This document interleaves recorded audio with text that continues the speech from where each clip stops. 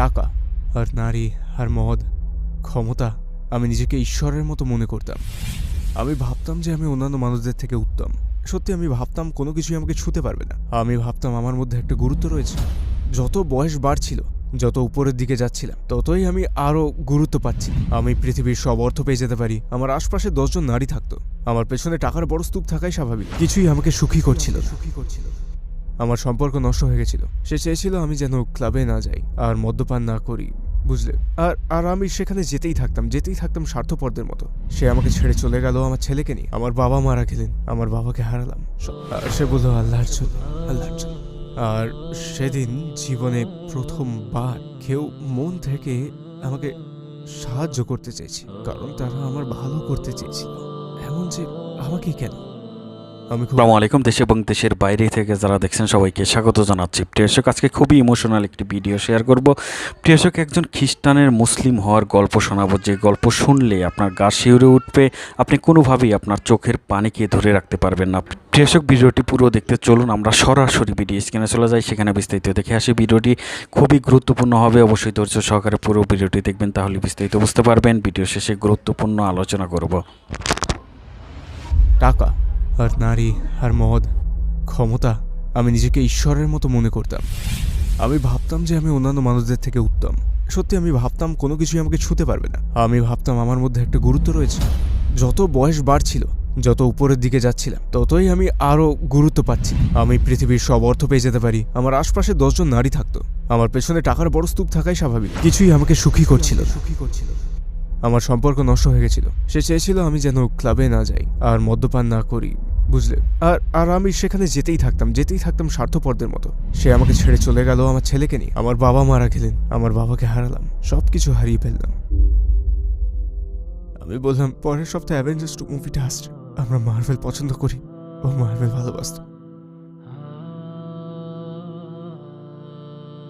আমার মনে হতো ও জানতো যে ও মারা যাবে, আর আমাকে বললো হ্যাঁ যাবে। বুঝলে, আমার জীবন হঠাৎ করেই বদলে গেল। আগে বাবার সাথে থাকা, তারপর অনেক কিছু অতিক্রম করে অনেক কিছু আমি গৃহহীন হয়ে পড়লাম। আর আমি চুরি করতে শুরু করলাম। আইডি নেই, চাকরি নেই, আমি কোনো অগ্রগতি করতে পারছিলাম না। তো আমি বার্মিংহামের বাইরে গৃহহীন অবস্থায় আমার একটা ছোট টার্টলনেক জামা ছিল। আমি সেটা আমার মাথায় পেঁচালাম, কারণ তখন খুব শীত ছিল। আমি জমে যাচ্ছিলাম। আমি কোনোভাবেই সেই পুরো টার্টলনেকটা আমার গায়ে দিলাম, আর আমি কাঁপছি। মহসিন নামের এক লোক আমার কাছে আসে, আর সে আমাকে মাটিতে দেখলো, আর সে বলল কি খবর। আমি বললাম ভাই আমাকে প্লিজ একা থাকতে দাও। আমাকে একা থাকতে দাও। সে বলল আসো আমার সাথে থাকবে। আর আমি বললাম কেন কেন কেন? আর সে বলল আল্লাহর জন্য। আর সেদিন জীবনে প্রথমবার কেউ মন থেকে আমাকে সাহায্য করতে চেয়েছে, কারণ তারা আমার ভালো করতে চেয়েছিল। এমন যে আমাকে কেন? আমি খুব খুশি হয়েছিলাম।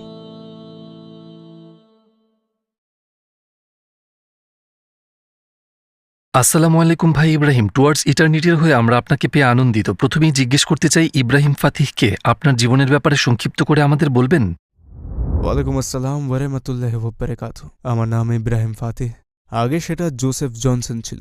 আমি উত্তর পশ্চিম যুক্তরাজ্যের ব্ল্যাকপুলে খ্রিস্টান হয়ে জন্মগ্রহণ করেছিলাম। বড় হওয়ার সময়টাতে আমি সবসময় বিভিন্ন ঝামেলায় পড়তাম। আমাকে স্কুল থেকে বের করে দেওয়া হয়েছিল। আমি কখনো কলেজ যাইনি। আমি ড্রিঙ্ক করতাম, পার্টি করতাম, সিগারেট খেতাম, ড্রাগ নিতাম। আমি সত্যিই পথ হারিয়ে ফেলেছিলাম। আমি 2018 সালে ইসলাম গ্রহণ করি, আর সাধারণভাবেই একজন ভালো মানুষ হওয়ার চেষ্টা করি, একজন ভালো বাবা, একজন ভালো মানুষ। আর আলহামদুলিল্লাহ এভাবেই সব শুরু হয়েছিল। তো বিশ্বাসের দিক দিয়ে আপনার জীবন কেমন ছিল? আপনি কিসে বিশ্বাস করতেন? ছোট থাকতে আমি খ্রিস্টান ছিলাম। আমাকে দীক্ষা দেওয়া হয়েছিল, আমার হোলি কমিউনিয়ন, আমার পরিচিতি, আর আমি ঈশ্বরে বিশ্বাস করতাম। ছোট থাকতেও আমি সবসময় ঈশ্বরে বিশ্বাস করতাম। আমি কখনো ঈশ্বরকে ভয় পেতাম না খ্রিস্টান হয়ে। আমি ঈশ্বর এবং রসুলগণে বিশ্বাস করতাম। কিন্তু বেড়ে ওঠার সময় আমি কখনো বিশ্বাস করতাম না যে যীশু খ্রিস্ট একজন মাসিয়া। স্কুলে থাকাকালীন আমার কিছু সন্দেহ ছিল। হাই স্কুলে থাকার সময়ও তো সবকিছু এক কান দিয়ে ঢুকে অন্য কান দিয়ে বের করতাম। তো খ্রিস্ট ধর্মের যে জিনিসটা আমার মাথায় ঢোকাতে পারতাম না, সেটা হলো যীশুকে ঈশ্বর মানা। আমি এটা বিশ্বাস করতাম না। ছোট থেকে বড় হওয়ার সময় ধর্মচর্চা করতাম। হ্যাঁ, আমরা রবিবার করে চার্চে যেতাম। তো খ্রিস্টানরা শুধু রবিবারেই চার্চে যায়, আর তারা নিজেদের জন্যই যেত সানডে মাসে। আর আপনি সেখানে যাচ্ছেন আর তারপর বাসায় ফিরছেন। জানেন, খ্রিস্ট ধর্মতে তেমন শৃঙ্খলা নেই। সপ্তাহে একদিন প্রার্থনা করে বাসায় ফিরে যাও। বেশিরভাগ লোক পাপ করত, আর তারপর আবার সপ্তাহের শেষে ফিরে আসতো, মানে রবিবার ফিরে আসতো। তাদের অনেকেই বিশ্বাস করতো যে তিনি ক্ষমা করে দেবেন, আপনি যাই করেন না কেন, আপনি শেষে স্বর্গেই যাবেন। আপনার কৈশোর কেমন ছিল? কৈশোরের সময়টা বেশ কঠিন ছিল, কারণ বেড়ে ওঠার সময়গুলোতে আমি ভাবতাম এসব জিনিস আমার সুখী করবে। বাইরে যাওয়া, পার্টি করা, মদ্যপান, নারী। আমার 18 বছর বয়স হতেই আমি পুরোপুরি ঢেকে গেছিলাম এই সব টাকা, নারী সঙ্গ, মদ, ক্ষমতা, এগুলোর দ্বারা একেবারে কলুষিত হয়ে পড়েছিলাম।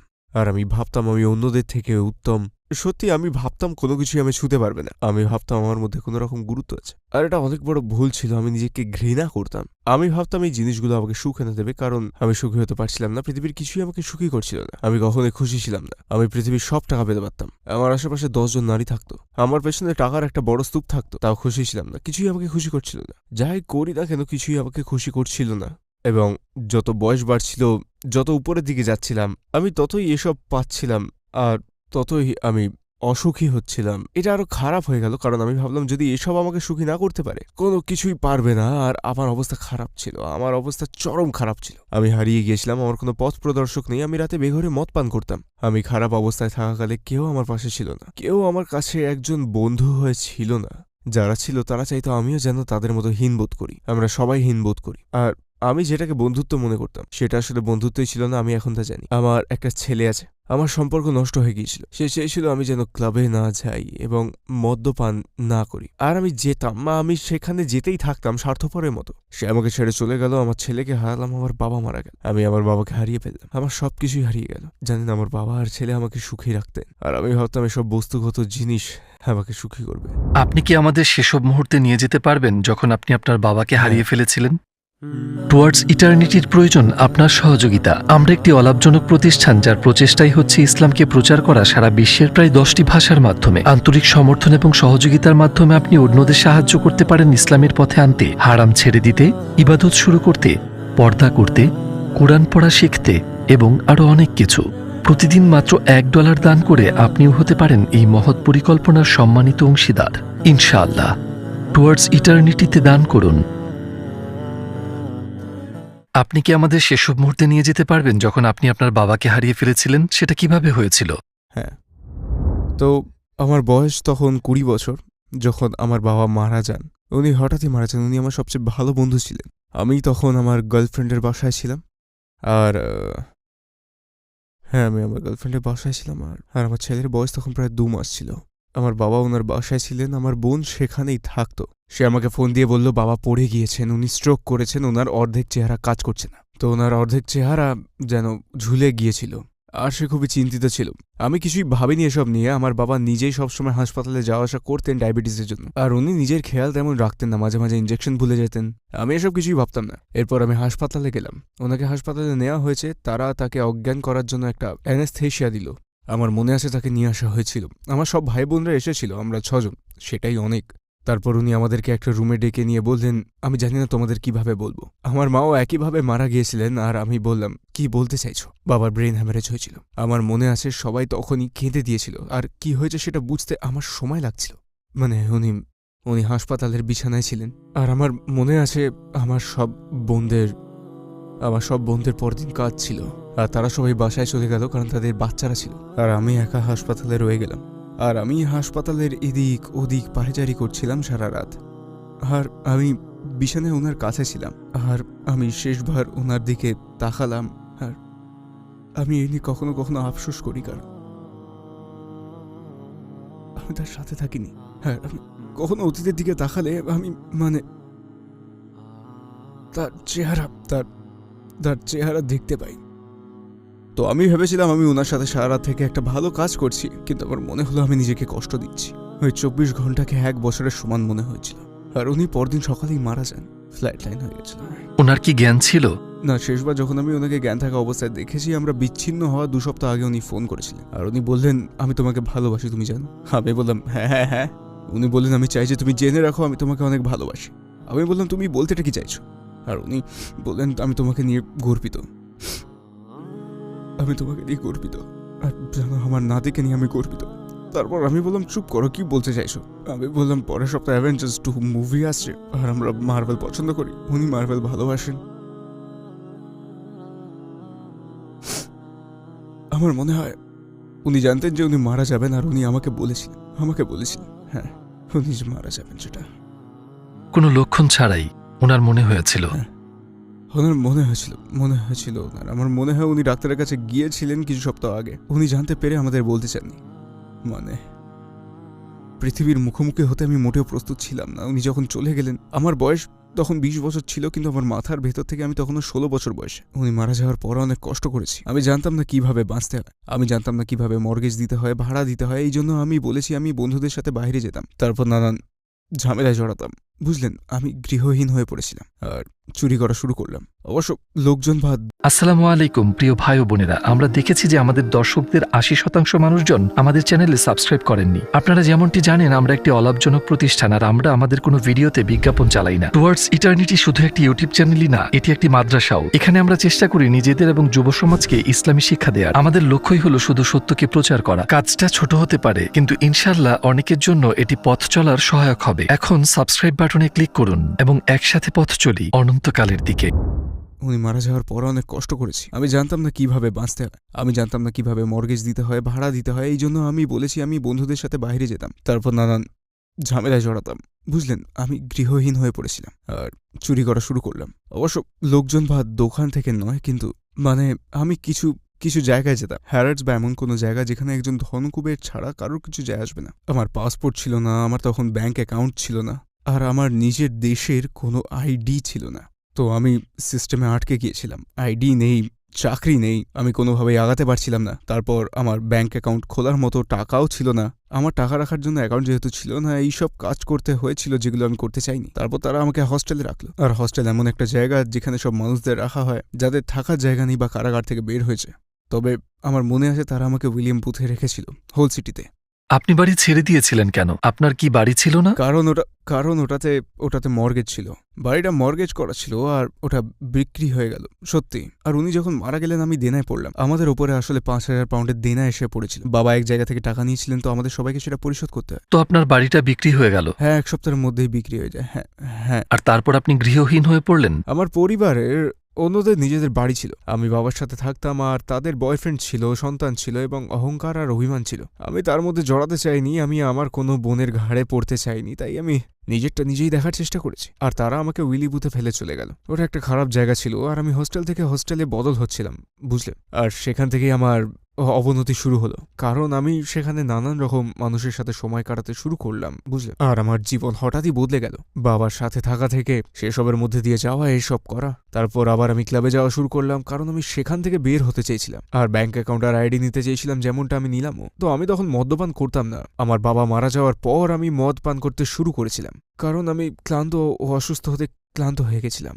মানে আমি খুব কষ্ট পাচ্ছিলাম আর অবস্থা আরও খারাপ হয়ে পড়ল। তারপর অন্যান্য জিনিসও হতে শুরু করলো। আমি পার্টিতে যেতে শুরু করলাম আর অন্য কাজও করতে লাগলাম, ক্লাবে যেতে শুরু করলাম। এটাই বোঝাতে চাইছি আমি। বুঝলেন, আমি বলতে পছন্দ করি না, কিন্তু তখন মদ্যপান ছাড়াও অন্য কিছু করতে শুরু করেছিলাম। আমি এইটুকুই বলবো, যখন ক্লাবে যেতাম। আপনি কি কখনো রাস্তায় ঘুমিয়েছেন? হ্যাঁ, ঘুমিয়েছি। তখন কেমন লেগেছিল? ভালো না, একদমই ভালো না। তো ব্ল্যাকপুল আমার আবাসিক এলাকা। আমি ক্লিভলি থেকে এসেছি, আর সেখানে গৃহহীন মানুষদের জন্য কোনো হস্টেল নেই, কারণ ওটা খুব ভালো জায়গা। তো আমি নিজেকে পুরোপুরি ঘর ছাড়া অবস্থায় আবিষ্কার করলাম, আর আমার সরকার, আমার কাউন্সিল আমাকে বাসস্থান দিয়ে সাহায্য করতে পারছিল না। তো আমি বার্মিংহাম চলে গেলাম। তো বার্মিংহামে আরও খারাপ পরিস্থিতি ছিল। আমি বার্মিংহামে উইলি বুথে গেলাম, সেই হস্টেলে, তারপর ওয়াশিংটন কোর্টে। আর বার্মিংহামের পরিস্থিতি অন্যরকম ছিল, বুঝলেন। মানে বিগ লায়ন্স, সেখানকার লোকেরা, তাদের অনেকেই তেমন ভালো লোক নয়। আমি হস্টেল থেকে বের হয়ে গেলাম। আমি ম্যাকডোনাল্ডসের বাইরেই থাকতাম। আমি এমন জায়গার আশেপাশে থাকতে চাইতাম না যেখানে আমি যাদের সাথে মিশেছিলাম এমন কেউ আছে। সেটা আগের কথা, আর আমি আর এসব করছি না। আর আমি নিজেকে সাহায্য করতে চাই। তো আমি বার্মিংহামের বাইরে গৃহহীন অবস্থায় আছি। আমার একটা ছোট টার্টলনেক জামা ছিল, আমি সেটাকে আমার মাথায় পেঁচালাম, কারণ তখন শীত ছিল, আমি জমে যাচ্ছিলাম। আর আমি কোনোভাবে সেই পুরো টার্টলনেকটাকে পুরোটা আমার গায়ে জড়িয়ে, আর আমি কাঁপছিলাম। আমার মাথা কংক্রিটের উপর থাকতো, আমার মেরুদণ্ডের নিচে সকালে ব্যথা করতো, মানে প্রচণ্ড ব্যথা।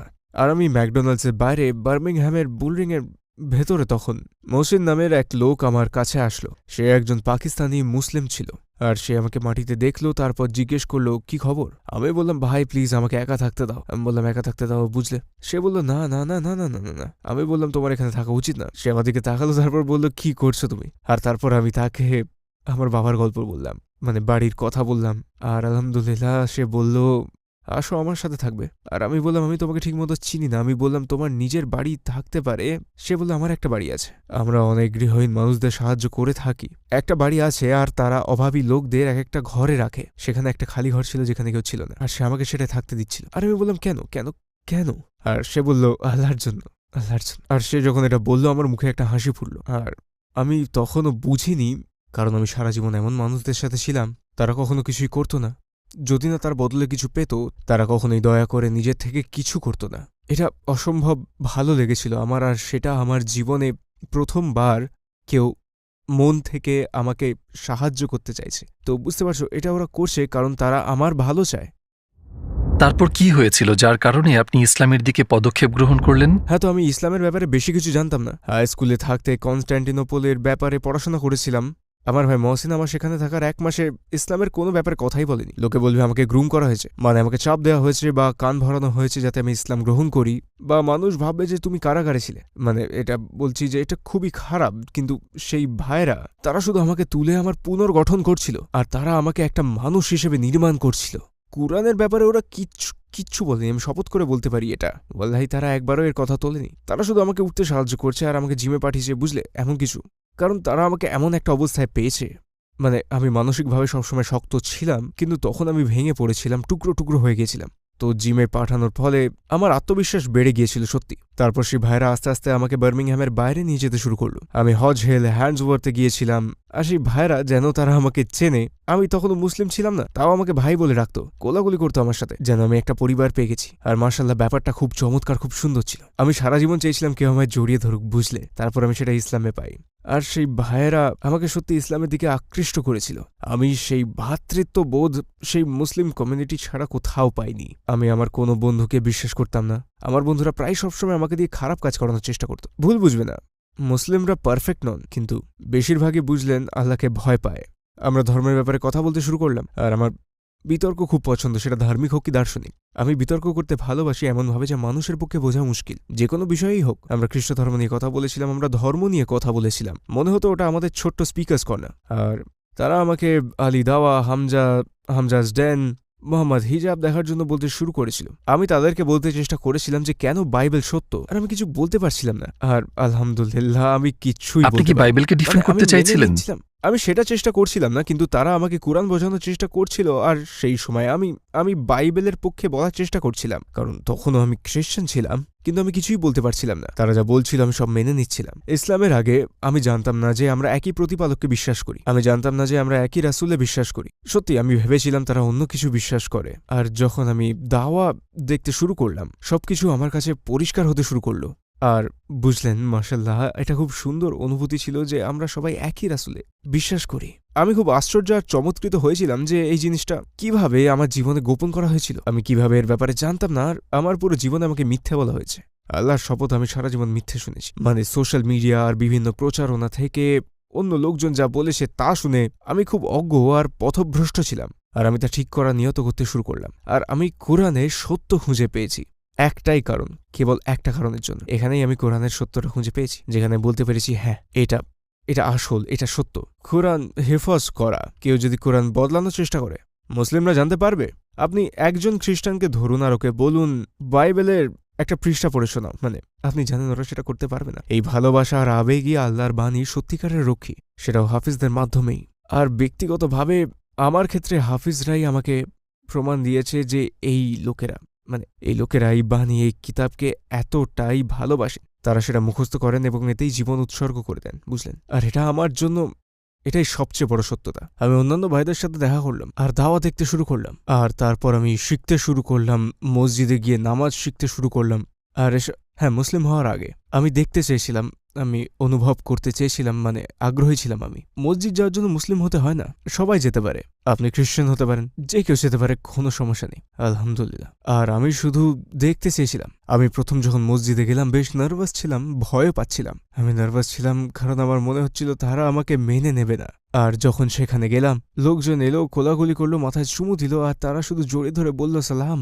আপনি কি আপনার রূপ নিয়ে দ্বিধাগ্রস্ত ছিলেন? প্রথম ছিলাম ট্যাটুর কারণে, কারণ অবশ্যই আমি শুনেছিলাম যে ইসলামে ট্যাটু করা হারাম। আমি ভাবছিলাম আমাকে কেউ মুসলিম হিসেবে কিভাবে মেনে নেবে, এটা আমার জন্য কঠিন হয়ে হয়ে যাবে। ভাবছিলাম মুসলিমরা আমার জন্য এটা কঠিন করে ফেলবে, কিন্তু ভাবনাগুলো একদমই ঠিক ছিল না। তারা সরাসরি বলে, আল গফুর আর রহিম, আল্লাহ তাআলা অত্যন্ত ক্ষমাশীল। আপনি আগে কি করেছেন ওগুলো কোনো ব্যাপার না। আপনি ইসলাম গ্রহণ করলে সদ্যজাত শিশুর মতো হয়ে যাবেন, আপনার সব পাপ মুছে যায়, সব মাফ হয়ে যায়। এমন অনেকের সাথে আমার পরিচয় হয় যারা আগে ড্রাগ ডিলার ছিল, অপরাধী, খুনি ছিল, আর তারা এসেছে অতীতের পাপের প্রায়শ্চিত্ত করে আল্লাহর কাছে ফেরত। আর এরা জন্ম থেকেই মুসলিম। আর ওয়াল্লাহি তারা আমাকে এত অনুরাগ দিয়েছে, আমার অনেক আকর্ষণ ছিল। আমি তাদের কথা বেশ বুঝে শুনেছিলাম। মানে যুক্তরাজ্যে আমরা অনেকে এক জায়গা থেকে আসি, আর যারা ইসলামের মাধ্যমে তাদের জীবন পুনর্গঠন করেছিল, এই ব্যাপারটাও আমাকে আকর্ষণ করেছিল। আমি অনেককেই দেখেছি নিরাময় কেন্দ্র, মেন্টাল কাউন্সিলিংয়ে যেতে, এতবার এদেরকে দেখেছি নানান রকম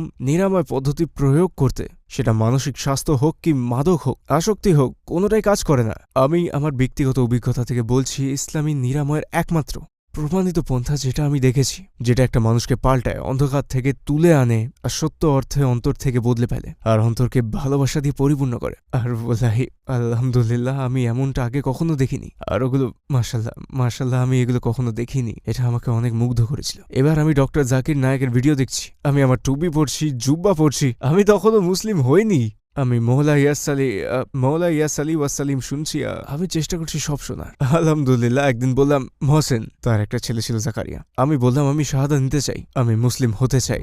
আর তারপর আপনি শাহাদাহ নেওয়ার সিদ্ধান্ত নিলেন। শাহাদা নিতে আমি গেলাম, আমার এটা গতকালকের মতনই মনে আছে। আমি গ্রিনল্যান্ড মসজিদে গেলাম বার্মিংহ্যামে। আমি মহসিনের ছেলেকে আমার সাথে শাহাদা নিতে নিয়ে গেলাম, কারণ সে আমাকে ভাইয়ের মতো ভালোবাসত, আর আমি ওর শিষ্যর মতো ছিলাম, আর সে আমাকে সেগুলো শেখাচ্ছিল যেগুলোর বাবা ওকে শিখিয়েছে, আরও আমার ইসলাম আর কোরআনের শিক্ষা দিচ্ছে, আর আমি ওকে ভালোবাসি, সে আমার দিনের অংশ। তো আমি সেখানে গেলাম, আর আল্লাহর কসম, যখন আমি চার্চে ছিলাম আমার বাবা মারা যাওয়ার পর, আমার এইসব খারাপ কাজগুলো করার পর আমি জানি এগুলো খারাপ, আমি প্রায়শ্চিত্ত করার চেষ্টা করেছি যে হে ঈশ্বর সাহায্য করুন, এমন পরিস্থিতিতে আমাকে রাখুন যাতে বেরিয়ে ভালো হতে পারি। আর আমি প্রায়শ্চিত্ত করেছি, স্বীকারোক্তিও দিয়েছি।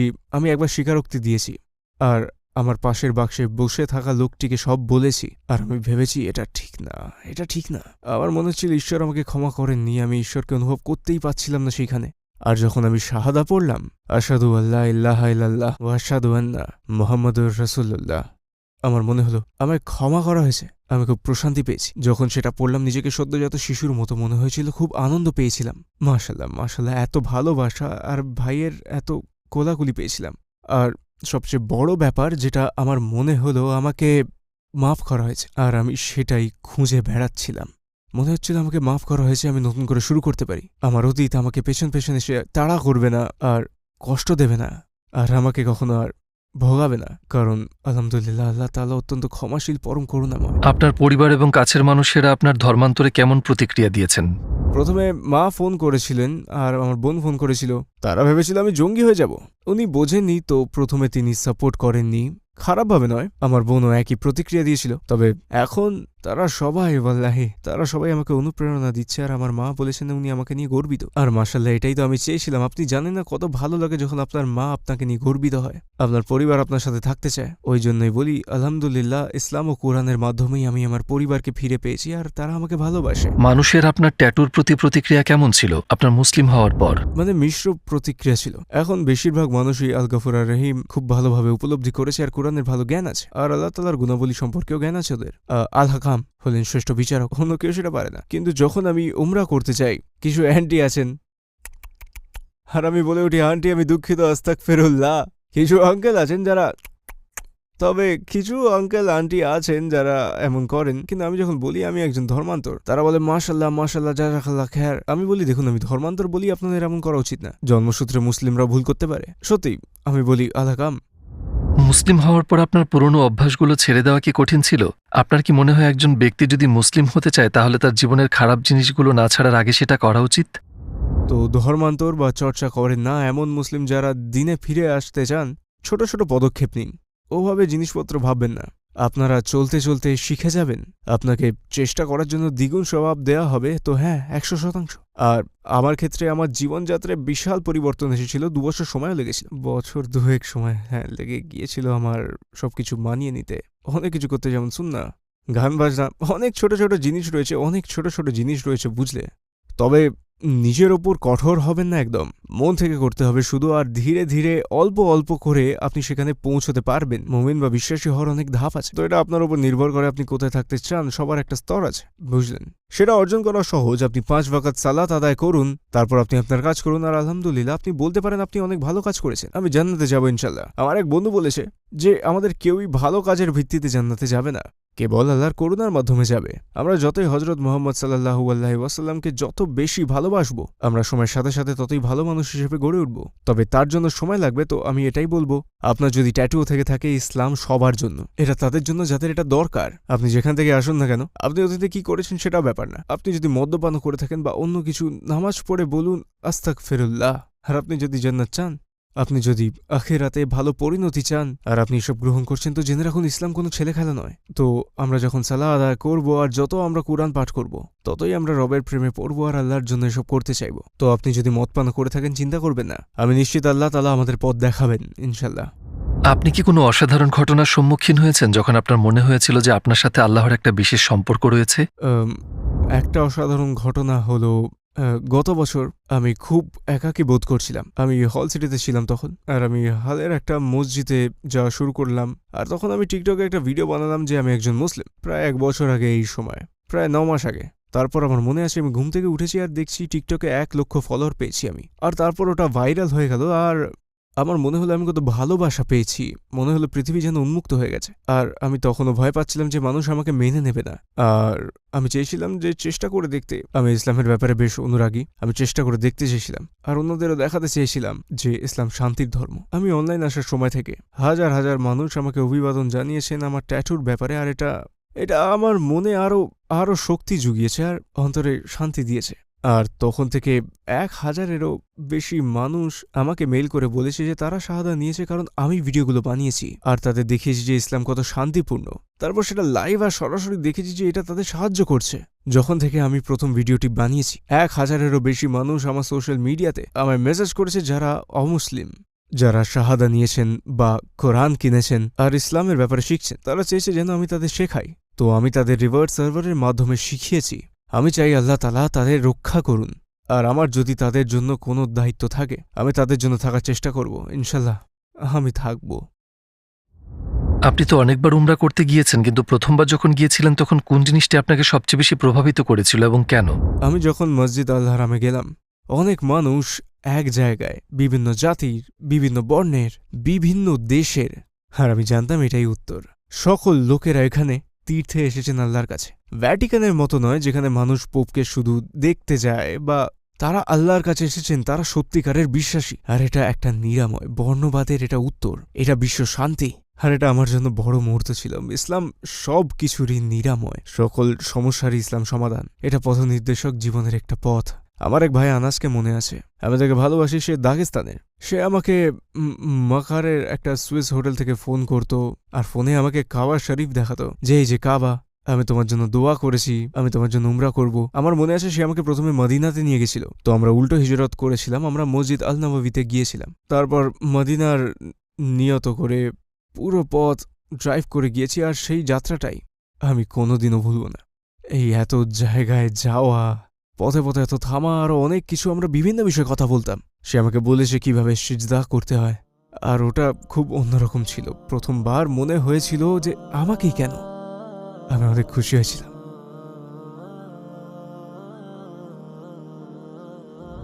ইসলামের আগে আপনার জীবনের উদ্দেশ্য কি ছিল আর ইসলামের পর কি হয়েছে? ইসলামের আগে আমার জীবনের উদ্দেশ্য, জানেন, কিছুই না, কোনো উদ্দেশ্য ছিল না। আমি জানতাম না আমি কোথায় যাচ্ছি, আমি জানতাম না আমি কি করব, সকালে উঠে কিভাবে চলবো জানতাম না, কিভাবে ভাববো জানতাম না, লোকজনের আশপাশে কিভাবে থাকবো জানতাম না। আমি উঠতাম, এত হারিয়ে বসে থাকতাম, জানতাম না কি করব। আমি অনেকখানি হারিয়ে গেছিলাম, অনেকখানি। আর এখন ইনশাল্লাহ আমি আস্তে আস্তে ট্যাটু সরিয়ে ফেলতে চাই, সময় লাগবে। আমি এখন ঘুরে বেড়াচ্ছি, তো আমি ইন্দোনেশিয়ায় যখন যাব আমি সেখানে স্থায়ী হতে চাই, লেজারের মাধ্যমে এগুলো বের করব। আর সেখানে আমি হাফেজ হতে চাই, আমি কোরআন পড়তে চাই, আমি একদিন ইমাম হতে চাই, আর দাওয়া দিতে চাই। আমি দাওয়া দিতে চাই, আমি আলী দাওয়ার সাথে, আখিয়া ইমানের সাথে। আমি তারপর পড়াশোনা করব ইনশাল্লাহ, আর একদিন স্পিকার্স কর্নারে গিয়ে দাওয়া দিতে চাই। আমি হাফেজ হতে চাই, আমি কোরআন ভালোবাসি। আমি যখন প্রথম টিকটক বানালাম, আমার ভাইয়েরা, সৌদির ইমামরা, ইরাকের আরো বিভিন্ন জায়গার ইমামরা লাইভে আসে আমাকে কোরআন পড়ে শোনাতো, আর সেটা আমাকে কোরআন ভালোবাসতে শিখিয়েছিল, এর সৌন্দর্য দেখিয়েছিল আমাকে, আর তারা আস্তে আস্তে আমাকে পড়ে শোনাতো, আর আমার অনেক ভালো লাগতো। সূরা ইয়াসিন, আর আমি সবগুলো সূরা পড়তে শুরু করলাম, আর সূরা ইউসুফ। যাই হোক, আমি কোরআন পড়তে শুরু করলাম, কিন্তু আমি বোঝাচ্ছি আমি কোরআনকে ভালোবাসতে শুরু করলাম, আর সেটা একটা আলাদা গল্প, বুঝলে? ইনশাল্লাহ। প্রিয় দর্শক, আশা করি পুরো ভিডিওটি দেখেছেন এবং বুঝতে পেরেছেন যে একজন খ্রিস্টান থেকে মুসলমান হওয়ার গল্প কিন্তু আমরা শুনলাম। একজন মুসলিম না হয়েও তিনি আসলে তিনি যেহেতু ধর্ম রূপান্তর করেছেন, দেখুন তার মুখ থেকে ইসলাম আসলে কতটা শান্তির ধর্ম, কতটা শান্তি প্রিয় একটা ধর্ম, এবং ইসলাম সবাইকে সমান অধিকার দিয়েছে, নারী পুরুষ সবাইকে। ইসলাম আসলে সবাইকে ভালোবাসার কথা বলা হয়েছে। একজন খ্রিস্টানের মুখে, যদিও সে এখন মুসলমান, কিন্তু একসময় তিনি অন্য ধর্মের ছিলেন। সে অন্য ধর্মের থেকে তিনি আসলে কি পেয়েছেন? কিছুই পাননি। তিনি পাপ কাজে লিপ্ত ছিলেন। বন্ধু বান্ধব যারা ছিল তারা সবাই পাপিষ্ট ছিল, পাপ কাজে অংশগ্রহণ করত। কিন্তু যখন মুসলিম হলেন, তিনি আসলে তার জীবনের যে গল্পগুলো আমরা শুনলাম, সত্যি আমি প্রথমেই বলেছিলাম যে তার জীবনের গল্প শুনলে গা শিউরে উঠবে। আপনার চোখ দিয়ে পানি ধরে রাখতে পারবেন না যে মুসলিম আমরা কত ভাগ্যবান, সৌভাগ্যবান যে আমরা মুসলিম হয়ে জন্মগ্রহণ করেছি। প্রিয় দর্শক, আমাদের এই মুসলিম ভাই বোন যারা রয়েছে তাদের জন্য সবাই আমরা দোয়া করব। যারা নতুন মুসলমান হয়েছে, যারা একদম ধর্ম রূপান্তর করে মুসলিম হয়েছে, তাদের আমরা সবসময় সাহায্য সহায়তা করব, এবং আমরা সবাইকে আমাদের শান্তির ধর্ম ইসলামে আহ্বান করব। আপনারা আসুন, এখনও সময় আছে, পাপ ছেড়ে ইসলাম পৃথিবীর সর্বশ্রেষ্ঠ ধর্ম, এই ধর্মে অংশগ্রহণ করুন, পাবেন শান্তি, দুনিয়াতে শান্তি পাবেন, আখিরাতেও শান্তি পাবেন।